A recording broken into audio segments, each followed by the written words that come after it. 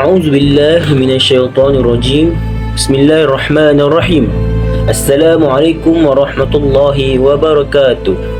الحمد لله رب العالمين والصلاة والسلام على أشرف الأنبياء والمرسلين وعلى آله وصحبه أجمعين. ربي اشرح لي صدري ويسر لي أمري واحلل عقدة من لساني يفقهوا قولي. أما بعد. Bismillah. Okey, nama saya Muhammad Al-Miqdad bin Kamal, memegang nombor matrik 069899. Jadi hari ini saya akan membahaskan sedikit pelajaran yang terdapat dalam subjek mantik, iaitu dilalah dan jenis-jenisnya ataupun petunjuk dan jenis-jenisnya. Apa itu dalalah?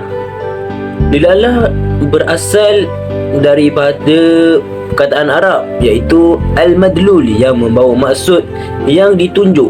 Ia juga berasal daripada perkataan Arab, iaitu ad-dal, yang bermaksud yang menjadi petunjuk. Dari segi istilah pula, dilalah adalah satu proses sesuatu dari sesuatu yang lain. Sesuatu yang pertama disebut madlul, manakala yang kedua disebut dal. Namun dalam ilmu mantik pula, ia merupakan satu pemahaman yang didapati dari sesuatu yang lain. Bersangkutan dengan tajuk yang saya bahaskan, iaitu dilalah dan jenis-jenisnya. Apa jenis-jenisnya?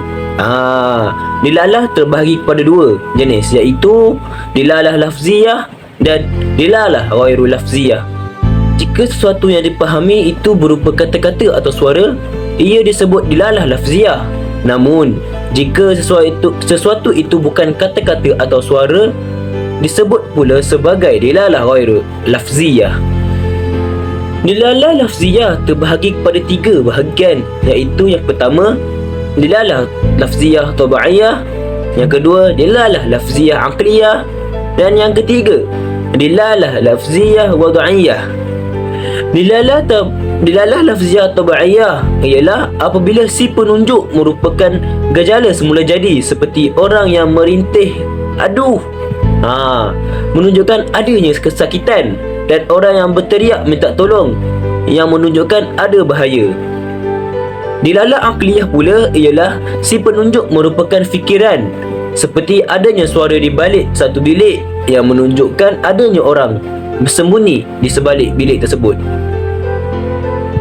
Dan yang terakhir, dilalah lafziyah wad'iyah, iaitu si penunjuk itu merupakan perkara yang dibuat-buat atau perumpamaan, seperti emas hitam ertinya minyak, emas putih ertinya kapas, dan sebagainya. Dan yang seterusnya, dilalah dalam bentuk lafaz, yakni dilalah wad'iyah, juga terbahagi kepada tiga bahagian. Yang pertama, dilalah lafziyah wad'iyah mutaqabaqiyah. Yang kedua, dilalah lafziyah wad'iyah tadamuniyah. Dan yang ketiga, dilalah lafziyah wad'iyah iltizamiyah.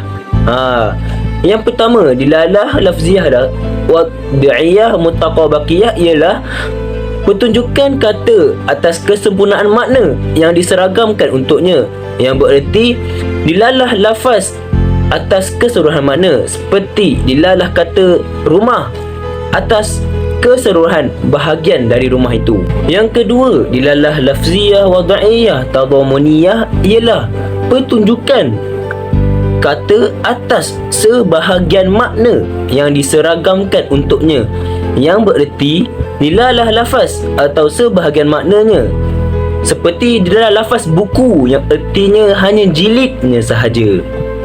Dan yang terakhir sekali, dilalah lafziyah wad'iyah iltizamiyah. Ia merujuk kepada pertunjukan kata atas sesuatu di luar kandungan maknanya, yang merupakan keharusan bagi sesuatu tersebut, yang bererti dilalah lafaz atas kelaziman maknanya, seperti dilalah lafaz hujan yang banyak, yang membawa maksud rahmat yang banyak. Kita pergi pula pada dilalah ghairu lafziyah. Dilalah ghairu lafziyah ini terbahagi kepada tiga juga, iaitu dilalah ghairu lafziyah tabi'iyah, dilalah ghairu lafziyah aqliyah, dan dilalah ghairu lafziyah wad'iyah. Dilalah ghairu lafziyah tabi'iyah iaitu dilalah yakni petunjuk yang bukan dari suara atau kata yang bersifat alami. Contohnya, kita memahami bahawa seseorang pemalu. Jadi kita tahu orang tu pemalu bila kita lihat pipi atau muka dia kelihatan merah. Yang kedua, yakni dilalah ghairu lafziyah aqliyah ialah dilalah yakni petunjuk yang bukan dari suara atau kata yang berbentuk pemahaman dari akal. Seperti contoh yang saya boleh berikan ialah barang-barang di rumah banyak yang hilang, menjadikan ada pencuri dalam rumah tu. Maksudnya kalau barang hilang kat rumah secara tiba-tiba, maksudnya ada pencuri lah. Takkan boleh hilang tiba-tiba kan, maksudnya ada orang yang curi. Dan yang terakhir sekali, dilalah ghairu lafziyah wad'iyah, iaitu dilalah yakni petunjuk yang bukan dari suara atau kata yang dibuat manusia untuk memberi isyarat kepada lawan bicara.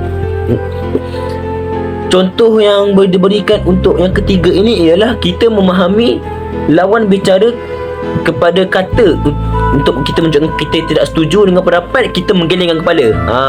Itulah contoh yang saya boleh berikan untuk dilalah ghairu lafziyah wad'iyah. Jadi apa yang saya boleh simpulkan dari tajuk ini ialah dilalah ini berasal daripada perkataan Arab, iaitu dala yadulu, dilalah yang membawa maksud petunjuk atau yang menunjukkan. Jadi dilalah adalah memahami sesuatu al-madlul, iaitu yang ditunjuk dari sesuatu yang lain, adal yang menjadi penunjuk. Dalam ilmu mantik, dilalah adalah syarat sesuatu yang di mana ketika akal memahami atau mengetahuinya secara langsung, akal akan berpindah ke sesuatu yang lain. Dilalah terbahagi kepada 3 bahagian, yakni akli, tabai dan wadai. Adapun dilalah wadai terbahagi kepada 2 bahagian, iaitu lafzi dan ghairu lafzi. Sedangkan dilalah lafzi terbahagi kepada 3, iaitu mutaqabiki, mutabiki, tadamuni dan iltizami. Sekian daripada saya. Moga-moga dengan perkongsian saya sebentar tadi dapat memberi manfaat dan kefahaman kepada mereka yang menonton video ini. Jadi itu saja. Wabillahi taufiq wa hidayah. Wassalamualaikum warahmatullahi wabarakatuh.